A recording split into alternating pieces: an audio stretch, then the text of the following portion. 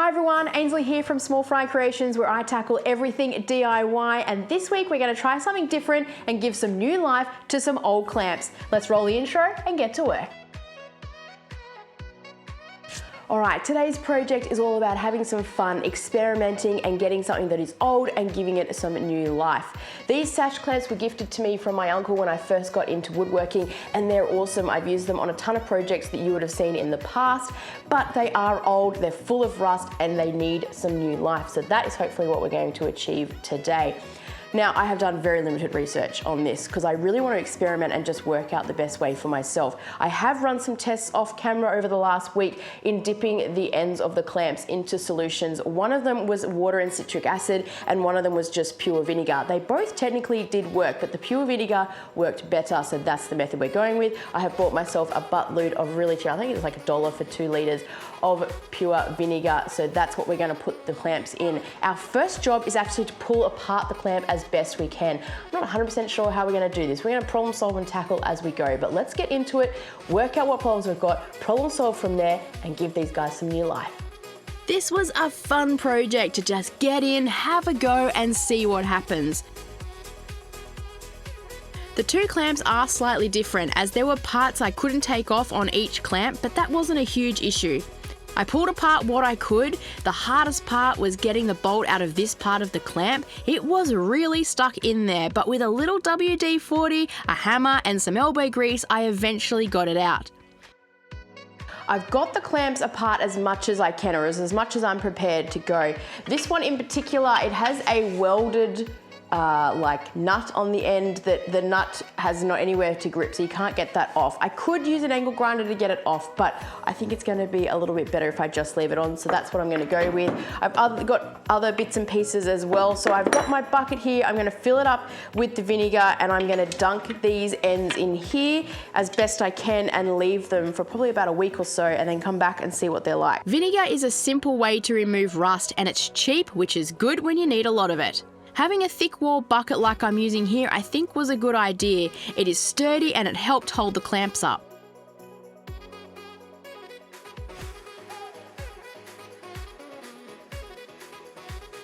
It's been a week, so we're back in the workshop and we're going to keep working on these clamps. I want to prepare the pipe, which is going to have the other end of the clamp sit in.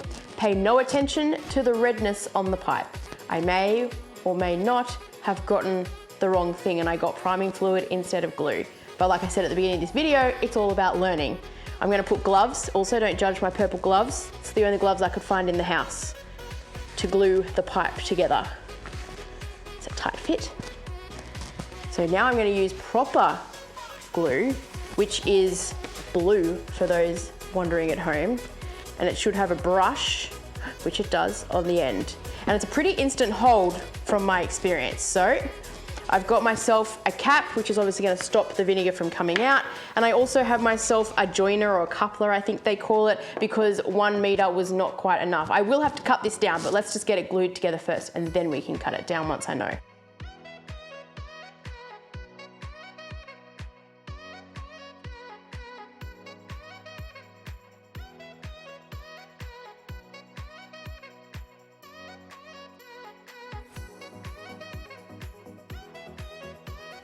Do not disturb for 5 minutes.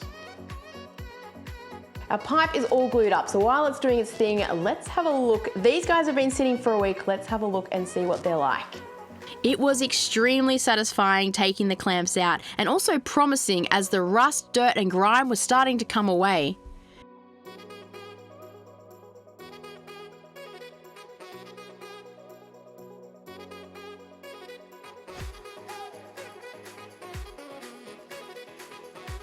I scrubbed as best I could, and also Shop Dog did her routine inspection and gave me the tick of approval, so I moved to putting the clamps into the PVC pipe. I cut the PVC pipe down to 1400 mil, and when cutting circle things on a miter saw, just be sure to have a tight grip on the piece as it has a tendency to want to rotate.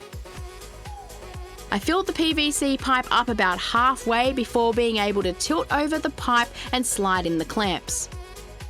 This is a 90mm pipe and the two clamps fit in nicely. Once the clamps were in the pipe, I could fill the vinegar to the top. I positioned my 2 workbenches with some clamps in a way that helped hold up the PVC pipe and stop it from tipping, because God knows the last thing I need was to come into the workshop over the next week and find vinegar all over the floor and the tools. It was then time to wait another week before seeing the magic.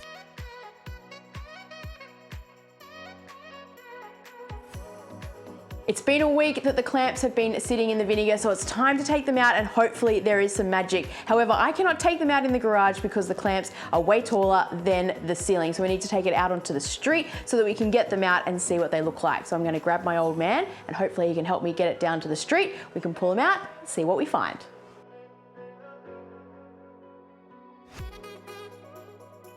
Oh, it's like fizzing.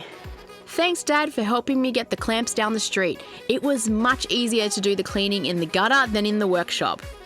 I again scrubbed the clamps and all the dirt and rust just started to fall away.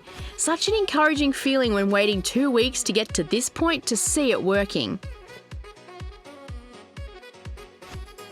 As a last step to cleaning the clamps, I used the Kracher steam cleaner to blast off any remaining stuff. This is when the clamps really started to look new again. In hindsight, I would be interested to see what would happen if I started cleaning the clamps with the steam cleaner, as all the dust and dirt just cleaned off with very little effort, but I suppose this is what experimenting and learning is all about. I placed a fan just off camera and had the garage door up a little to blow all of the steam outside. Once all cleaned, it was time for a quick dry off and we could move on.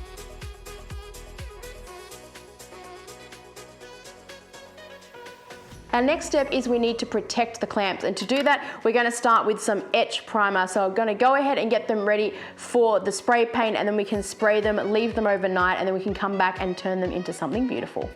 Just before painting, I gave the clamps a quick sand with 240 grit just to smooth things over. I also taped off the top bar as I didn't want this painted. From a couple of pictures I had seen online of clamp revamps, no one seemed to paint the top rail, and I assume this is so the clamping blocks can move freely. Let me know what you think in the comments below. Is this correct or not? Spoiler alert, I did end up clear coating everything, so technically it has a clear coat on it. The paint I used has a primer in it, but given how bare the metal was and how much of a beating they were going to take in the future, I thought it was best to use an etch primer first before moving on to paint. I went with 2 colours for the paint job, so I taped off the part I didn't want black and used a gloss metal black spray paint and applied 3 coats. Spray painting this section was best given it would have been really difficult to get in all of those little nooks and crannies.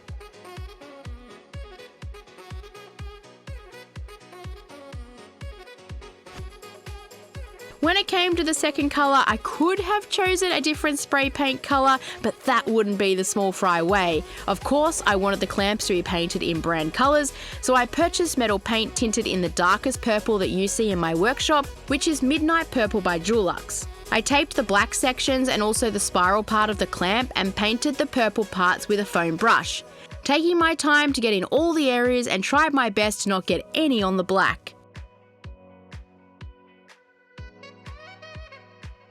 Once the purple had dried, I took the painter's tape off the top part of the clamp.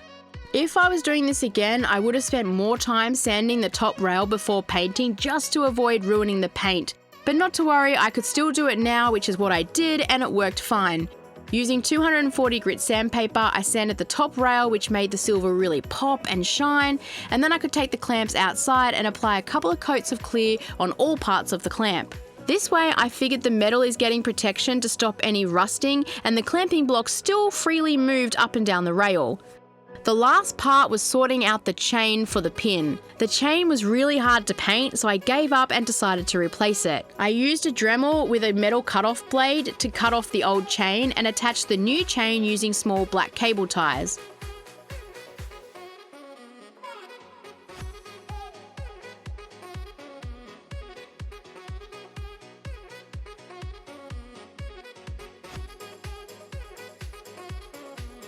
The last step was to put back the parts that I originally had removed, and I could call this project done. This project was a super fun one and different for me. It meant that I could get in, experiment and learn along the way, which I really did enjoy. And I hope you have liked this video. If you have, help me out by hitting those subscribe and like buttons, and I'll see you on the next one.